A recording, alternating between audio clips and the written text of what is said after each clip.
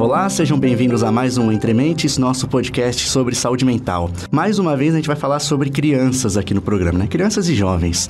Esse público já foi bastante abordado aqui quando a gente falou sobre álcool na infância e adolescência, depressão nas pessoas mais jovens, dislexia, TDAH. A gente fez até um mais geral sobre saúde psíquica de crianças e adolescentes. O de hoje eu acho que pode ajudar muitos pais que talvez estejam passando por tempos difíceis. A gente vai falar sobre o transtorno opositivo desafiador. É um transtorno que, como é frequente nessa área de saúde mental, se confunde muito com um comportamento esperado, né? A gente fala, será que é normal? Será que passou um pouco do ponto? Então essa dúvida pode muito surgir, né, na cabeça dos pais. E nesse caso, a dúvida que surge é, será que é uma birra, uma marra, ou uma criança que tem uma personalidade muito forte, ou passou do ponto e chegou a ser um transtorno mental que precisa de tratamento, né? A nossa convidada é a Luciana Brites, que é psicopedagoga, mestranda em distúrbios de desenvolvimento pelo Mackenzie e uma das fundadoras do Instituto Neurosaber, que lida com aprendizagem, desenvolvimento e comportamento da infância e adolescência. E ela é uma das autoras do livro Crianças Desafiadoras, da editora Gente, que fala justamente sobre esse assunto. Obrigado pela presença, Luciana. Eu que agradeço o convite. Luciana, vamos começar então definindo primeiro, né? Quando a gente fala em crianças e adolescentes, de que idade que a gente está falando quando é sobre esse tema? O TOD, ele costuma aflorar mais aí por volta dos 6 anos, né? 5, 6 anos é quando a gente realmente vê aí a exposição mais direta desse quadro mais grave que seriam essas birras, que na verdade não seriam birras, né? Seria um quadro mais exacerbado aí de um descontrole emocional. Imagino que seja uma imagem muito comum, muita gente já deve ter visto, assim, em shopping, na rua, em um restaurante, né? Avistou ali uma criança fazendo um estardalhaço, se jogando no chão e tal, né? Então, já para começar com a pergunta de ouro, né? Que a gente fala aqui nesses assuntos que se confundem com o natural, né? Com o comportamento natural. Esse se jogar, assim, da criança no shopping, porque quer um brinquedo, já define esse transtorno? De forma alguma, né? Quando a gente fala principalmente em transtorno mental, a gente está falando num diagnóstico dimensional. E quando a gente fala em diagnóstico dimensional, tem que ser algo que prejudique a criança, que não seja uma vez no shopping, que não seja só com a avó, que não seja só com a tia, né? Que a criança, quando não tem ninguém olhando, ela rapidamente se levanta e vai junto. Não. Quando a gente fala nessas birras, né? A gente chega a falar nesses estouros aí, nesses comportamentos externalizantes, a gente está falando de algo que não é simplesmente se jogar no chão para querer alguma coisa. Sim. É algo que realmente impacte no desenvolvimento social, cognitivo, afetivo dessa criança. Então, não simplesmente se jogar no chão pode ser aí um transtorno positivo desafiador. Eu vi numa das definições, enquanto eu estava pesquisando sobre o tema, eu vi um termo que eu achei muito pesado, assim, que era a presença de uma índole vingativa. E aí isso me deu um pouco essa ideia de uma coisa que fica assim na criança, né? Um sentimento que, sei lá, pode ter começado por algo banal, mas que permanece, e aí essa índole vingativa me veio como uma imagem muito de uma coisa que fica na personalidade, que fica sendo remoída ali. Essa questão do tempo, né? Ela é um dos pontos para se definir, assim, o quanto que aquela frustração fica e se expressa na criança. É um dos pontos usados? Eu acho que mais do que isso é a gente olhar os 3 critérios, né, que o DSM-5 coloca, né, que é o temperamento, né, a explosão de raiva, a questão de ser desafiante, de você estar sempre desafiando, e essa índole vingativa no sentido de, mesmo não tendo conseguido ou querer conseguir, você se vingar para você ter aquilo que você quer a qualquer custo. Então, a gente sabe que essas crianças e adolescentes, eles têm, por exemplo, baixo funcionamento em áreas da empatia, né, da ínsula. Então, é um transtorno realmente neurobiológico. Então, nível de empatia, nível de resiliência, autorregulação para você lidar com situações que, de repente, as outras crianças até choram, mas eles não choram, eles se descabelam. Então, assim, é um pouco diferente nessa situação. Então, essa índole vingativa, ela realmente é algo que deve se preocupar, porque, em caso essas crianças elas não sejam tratadas adequadamente, ela o início do que a gente pode chamar de um transtorno de conduta. E aí é uma coisa bem grave. Eu diria que uma vez eu fiz uma entrevista que ela foi bastante esclarecedora, foi sobre anorexia. Bastante diferente do que a gente tá falando, mas tinha essa pergunta também, né? Eu falei, como que você percebe se é uma coisa que não é normal, passou um pouco do ponto do que é o normal daquela criança? E aí foi interessante que o especialista que a gente estava entrevistando falou assim, por mais que tem essa limiar, naquela fase, principalmente mulheres, no caso de anorexia, podem querer comer menos para ter um corpo tal, mas... Ela fala, mas você percebe quando é alguma coisa fora do comum. Você diria que isso é uma coisa perceptível nesse sentido, uma coisa mais subliminar, que você tem uma coisa um pouco além? Sempre que a gente vê que esses sintomas, né, a criança explode por qualquer motivo, não é só pelo que ela quer, qualquer coisa é motivo dela estar explodindo. Ela tem um comportamento raivoso, né? Ela tem um comportamento desafiante, é o não pelo não. Sempre falando, ela nem sabe o que ela está falando não, mas ela tá falando não.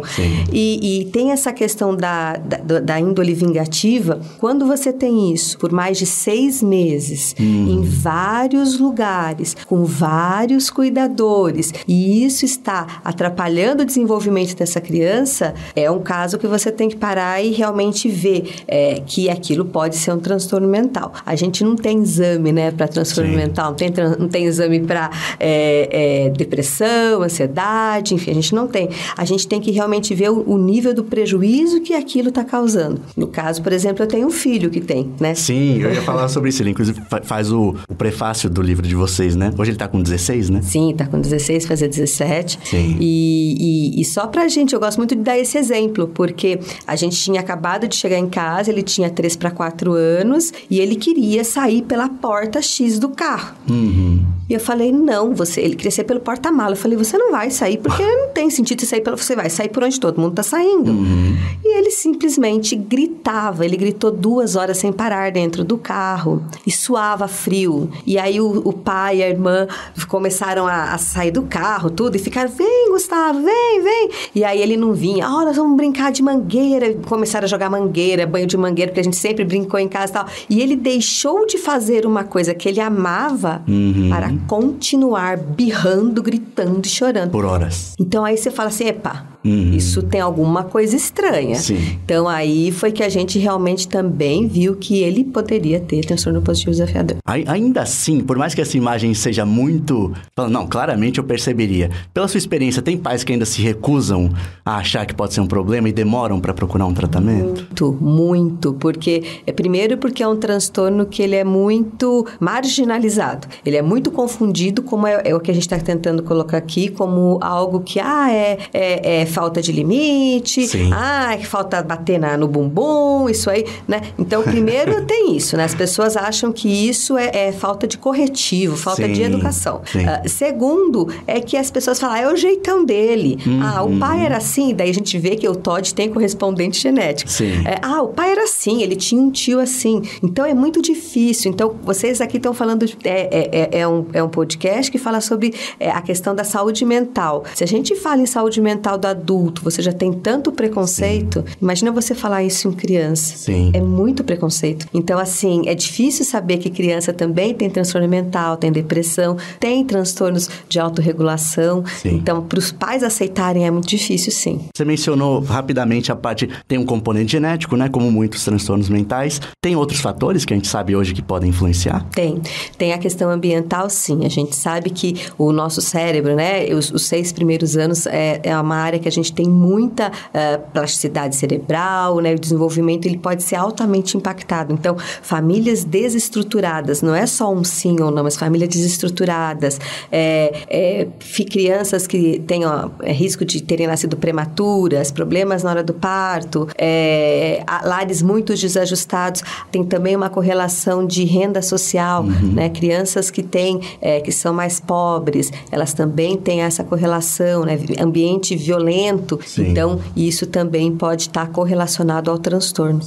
E não para culpabilizar pais, né? Mas a forma de educação tem também alguma influência? Essa forma que você falou, ele é assim mesmo, e deixa um pouco correr solto? Tem, porque quanto mais cedo você percebe que às vezes, a criança às vezes ela pode ter um gênio, um temperamento, a gente sabe que as crianças têm temperamentos, né? Agora você ficar dando querosene para uma coisa que pode incendiar. Então, se você sabe que tem um temperamento um pouco mais difícil, isso não é transtorno, às vezes é característica de cada um, é muito importante você estar dando esse limite. E a gente fala, né, que existem famílias, né, tipos de famílias e tipos de pais, né? Tem os pais autoritários, que é aqueles que exigem, que dão às vezes pouca afetividade, né? Os pais que estão totalmente negligentes, que não dão nem afetividade, nem limite, os pais que fazem tudo, que dão muito afeto e pouco limite, e a gente fala assim que tem que ser os pais autoritativos. Enquanto você dá o limite, você também dá afetividade. Então, tem que ter um equilíbrio sobre isso. Em casa, a gente procura trabalhar muito assim, né? Às vezes, as pessoas veem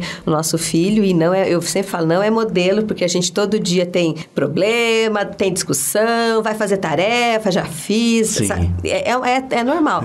Mas todo dia é um dia, né? Sim. Então, desde pequeno, a gente colocou ele no escoteiro, porque a gente percebia que ele não tinha empatia, ele tinha muita dificuldade em se colocar no lugar do outro. Então, vamos botar no escoteiro, a gente faz parte de uma igreja, vamos fazer parte da igreja. Então, assim, os pais também têm que ver se a criança tem uma inabilidade numa área que é fundamental, porque empatia é tudo, né? Sim. Você também tem que fazer por onde estimular seu filho por isso, né? E, Luciana, aí pedi uma recomendação de brinde, digamos, né? Mas num caso assim, num momento de crise, e não necessariamente uma criança que tenha esse transtorno, né? Como que se faz esse equilíbrio, né? A gente ouve falar bastante, né? Tem que ter um pouco disso, mas também tem uma autoridade. Isso é muito difícil de colocar na prática quando o pai não tem isso naturalmente, né? O pai ou a mãe. Consegue dar uma dica, assim, de como que isso se expressa na prática, esse equilíbrio entre colocar um limite e ter a afetividade, né? É você falar que você sabe que a criança está sentindo. Tá gritando, eu quero sorvete!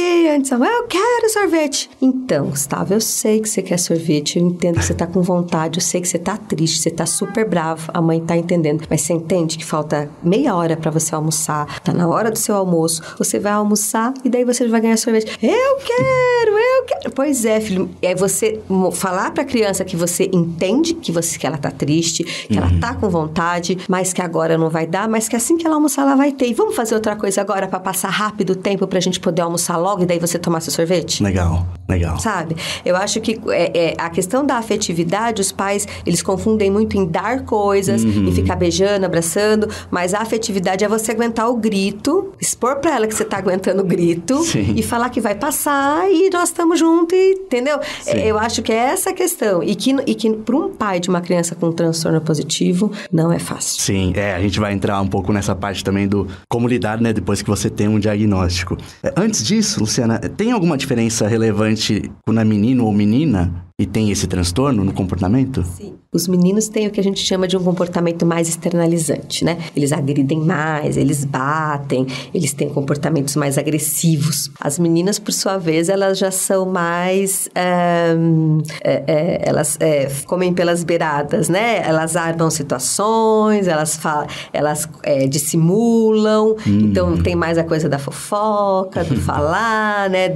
Então, existe uma diferença em relação a isso. Uma chantagem, uma questão de dissimulação, é aquele bullying, até o próprio bullying, né? Os meninos às vezes fazem bullying mais de agressividade, as meninas fazem mais os grupinhos de exclusão, crueldade na fala, né? Porque às vezes a fala é muito mais cruel do que você bater, né? Sim. Luciana, como é muito comum nessa área, infelizmente, muitas coisas vêm em combo, né? A pessoa não tem só uma coisa. Tem depressão, aí tem ansiedade, tem bipolar e tem transtorno do pânico, isso é muito comum, né? Nesse caso, é assim também? Comumente vem com outros problemas que precisam ser tratados? É assim também. É assim também. Geralmente, o transtorno positivo desafiador, ele tem aí como comorbidade o TDAH, né? Que o meu filho tem e o meu marido tem TDAH. Então, a gente já ficava meio de olho, né? No Gustavo. E sim, você tem as comorbidades. Então, o TOD, ele pode vir associado com TDAH, com autismo, com deficiência intelectual e com outros transtornos, por exemplo, transtorno de aprendizagem. Isso pode vir associado. Então, por uma via ou por outra, consegue-se descobrir que a criança pode ter isso, né? Apesar disso, todos esses outros que você falou são muito mais conhecidos, né? Sim, até porque por achar que sempre o TOD é só uma birra e não uma configuração e não se vê isso realmente como um transtorno, e é muito engraçado, porque um autista com TOD, ele tem uma outra configuração, e às vezes tem muitas pessoas que tratam somente o autismo e esquecem de tratar a comorbidade, que dificulta muito mais o quadro. A mesma coisa o TDAH, a mesma coisa o deficiente intelectual. Então, assim, quando a gente fala em comorbidade, ela é muito importante, às vezes, mais do que ser tratada do que o próprio transtorno principal, porque existe tanta influência, e é um transtorno que realmente existe uma certa preconceito mesmo em relação a isso. Os pais percebem muito isso, né? Sim. Luciana, entrando agora no último bloco aqui, que é quando a gente fala mais de tratamento, né? Digamos que alguém, ouvindo aqui nosso programa, reconheceu que pode ser um problema que precisa de acompanhamento, essa parte da birra, né? O que ela faz? Que profissional que ela procura primeiro? É bem importante, o tratamento, a gente sempre fala que é multidisciplinar, né?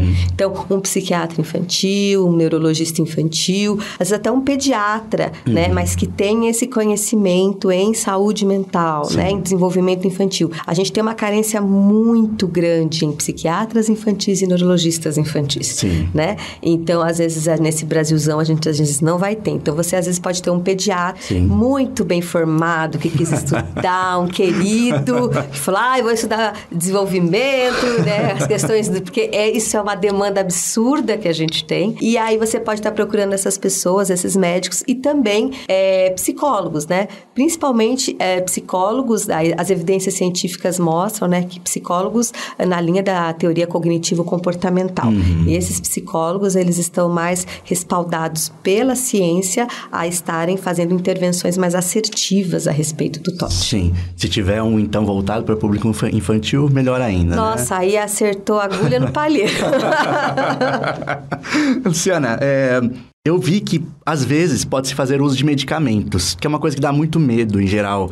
Qualquer medicamento que mexa com a parte psiquiátrica, né? Quando é criança, então, mais ainda, né? O que esses medicamentos fazem, né? Qual que é a intenção deles nesse tipo de transtorno? Na verdade, né, todo o medicamento que a gente fala, né, para a questão neurológica, é para estar organizando todos os neurotransmissores. Então, por exemplo, nesses transtornos de autorregulação, no caso do TDAH também, enfim, essas questões de neurotransmissores, às vezes você tem um descompasso e aí o remédio vai lá auxiliar, mas junto com a terapia.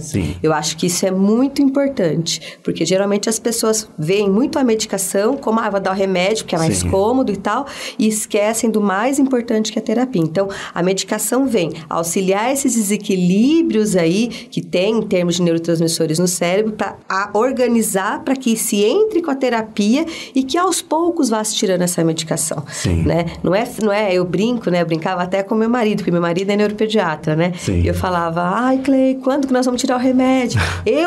A gente é mãe, a gente não gosta de dar, né? Mas assim, a gente vê que é a necessidade daquele momento. Então, às vezes, ele não aproveitaria da terapia que ele aproveitou quanto se ele não estivesse medicado. E aos poucos vai tirando. Por isso que é muito importante o acompanhamento. Não é pegar o remédio e dar para sempre. Tem que ter esse acompanhamento. Essa parte de terapia, ela é muito misteriosa, assim, né? Porque ela é uma coisa muito pessoal, muito particular, tem várias linhas, né? Pra criança, então, eu imagino que seja uma arte, assim, um terapeuta que consiga fazer um trabalho desses, né? Mas a gente consegue dar uma ideia, assim, como que é, né? O que se faz numa terapia para esse objetivo?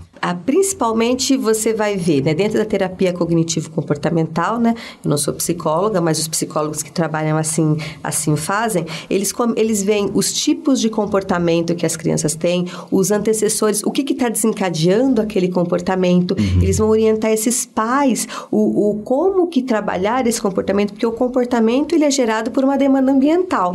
Então, a mesma demanda gera um comportamento em mim e gera outro em você. Então, esses psicólogos, eles conseguem olhar de fora e determinar o que pode estar levando essa criança a ter determinado comportamento, trabalhando com os pais para, você percebeu que toda vez que você faz isso, até, por exemplo, dar uma bronca. Às vezes tem bronca que reforça um comportamento. Aí a criança vai fazer sempre porque ela fala, eu recebo bronca, mas eu recebo atenção. Então, vou fazer sempre isso, porque meu pai sempre fala comigo.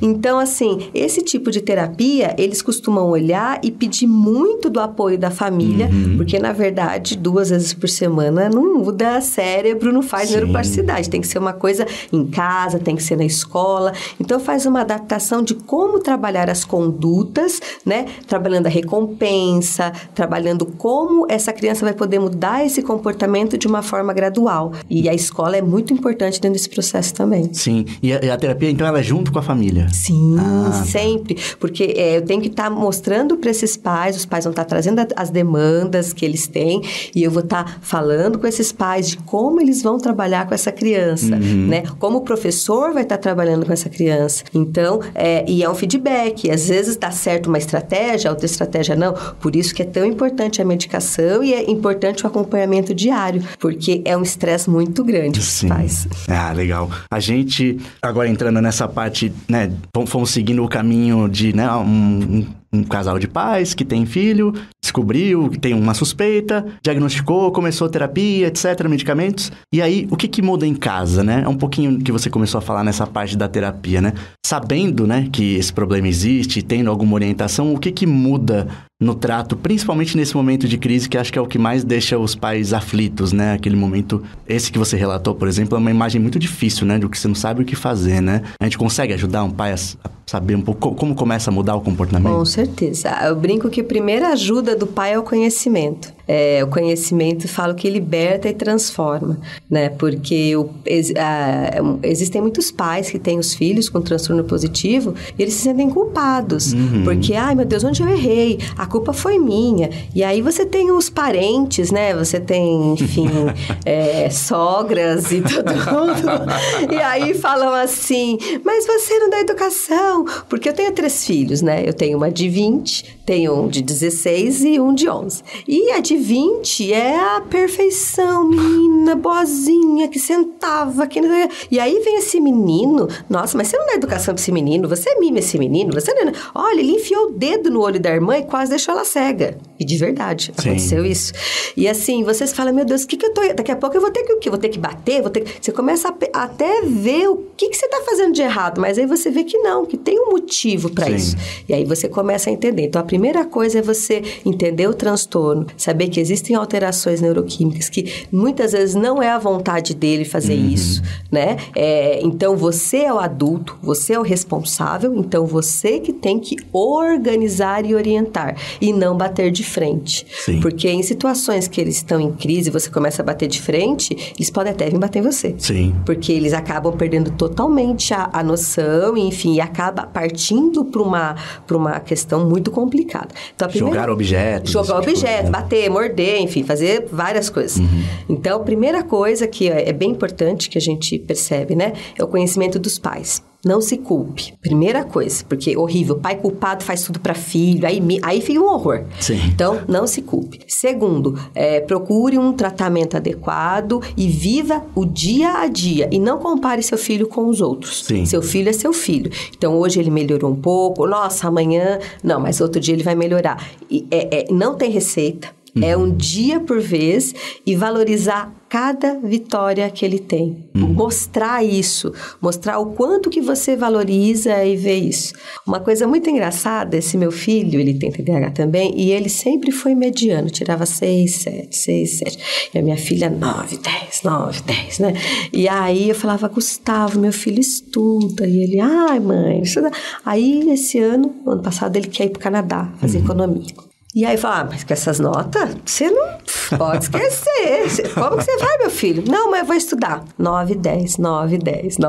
Então, o nível de motivação dele melhorou, ele focou e ele conseguiu tirar boas notas. Então, assim, ver o que ele gosta de fazer, compartilhar coisas que gostam de fazer, né? Dar responsabilidade, cobrar. A gente trabalha muito em casa antes da crise. Então, por exemplo, nós vamos sair para tal lugar, cada um vai poder pedir uma coisa. Então, prever o que pode acontecer e você já já se organiza para não ter tantos problemas. Então, assim, são muitas coisas que a gente, enquanto pai, pode estar ajudando no desenvolvimento. Luciana, você comentou sobre a escola, né? Que acho que nessa fase é uma outra frente muito importante. Imagino que os pais devam, pelo menos, comunicar, né? Que esse transtorno foi diagnosticado, alguma coisa assim. Mas aí como é que é? qual é o papel dos pais, né, nessa transmissão dessa informação? A partir daí, o que a escola tem que fazer? Deveria. Deveria comunicar. Muitos pais têm vergonha, né?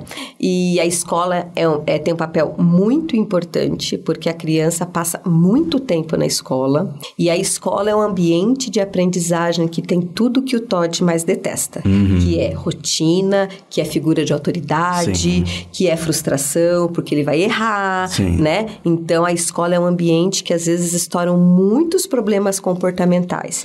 E eu sou, né, psicopedagoga, mas sou pedagoga, sou professora já fui professora de escola pública há muito tempo, então a gente sabe que lá dentro da sala de aula é onde realmente estouram todas as coisas, né? Então, assim, a gente, enquanto pedagogo, enquanto professora, a gente não recebe uma capacitação sobre saúde mental das crianças, o que é fundamental. A gente não sabe lidar, eu brinco, nem com os típicos, quem dirá com as crianças que têm algum tipo de transtorno. Então, a primeira coisa, quando um pai vai na escola, levar a informação para essa escola, falar que existe esse transtorno, porque os professores às vezes falam, isso é mimo. Mas você tá dando para de dar remédio pra esse menino. Não, toma um chazinho de camomila, toma não sei o quê. Sim, verdade. É igual a segunda família, né? Passa isso com a família, depois os professores. Não, vai dar remédio, não, vai deixar o menino doido. Essas coisas assim, é verdade.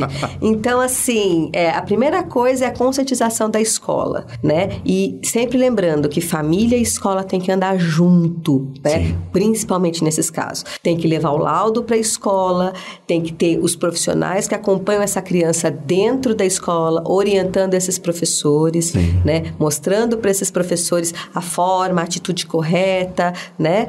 Por exemplo, uma dica para, no caso, a escola, que a gente vê dentro da literatura científica, né? O que mais se beneficiam essas crianças são de instruções diretas e de uma pedagogia sem erro. Como assim? Ele não sabe lidar com o erro, não é por mimo, é por dificuldade de organização dos neurotransmissores que trabalham com a autorregulação.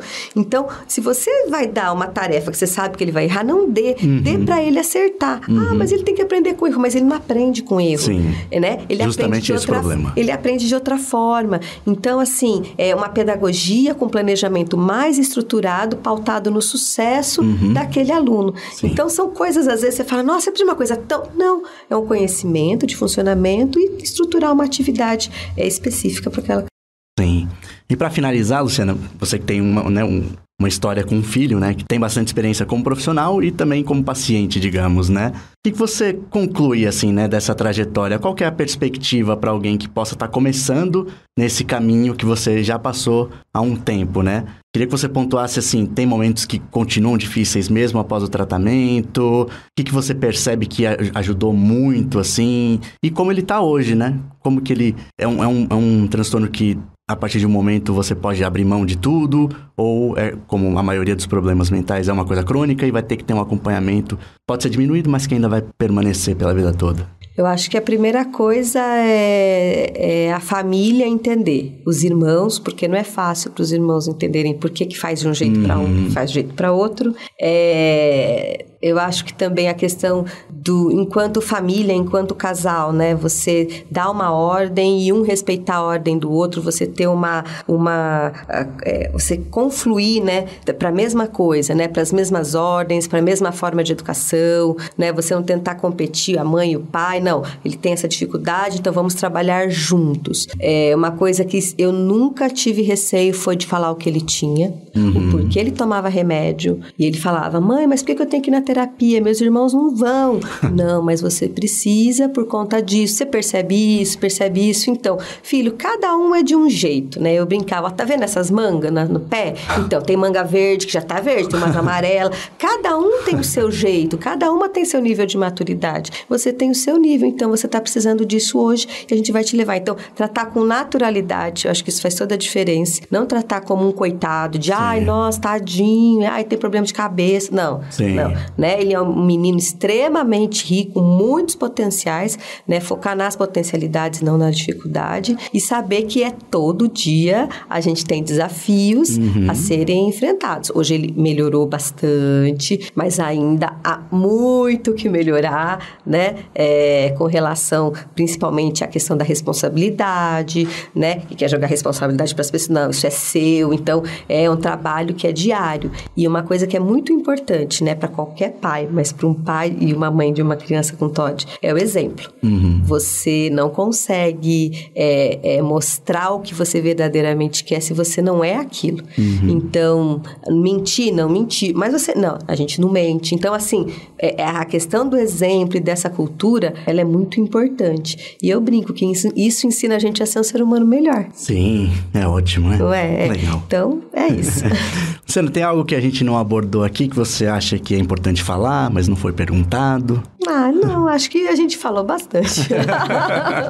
Tá ótimo. Obrigado pela presença, doutora Luciana. Acho que ajudou muitos pais. Eu que agradeço. Muito obrigada. Obrigado por terem ouvido mais esse episódio. Desculpa que dessa vez não teve as perguntas do público. A gente tá meio que em retorno de recesso, tirando umas coisas da frente. A gente não conseguiu fazer a chamadinha para vocês enviarem perguntas, mas a partir do próximo a gente já vai ter. Convido vocês, né, a ouvirem mais esse ano. A gente tá planejando coisas bem legais pro podcast. Talvez a gente tenha um episódio sobre depressão, né, que é talvez o transtorno símbolo da saúde mental. Então espero que vocês acompanhem a gente mais esse ano de 2020. Esse episódio teve a operação de áudio de Gustavo Forte Leitão e a edição é da Estalo Podcasts. Obrigado.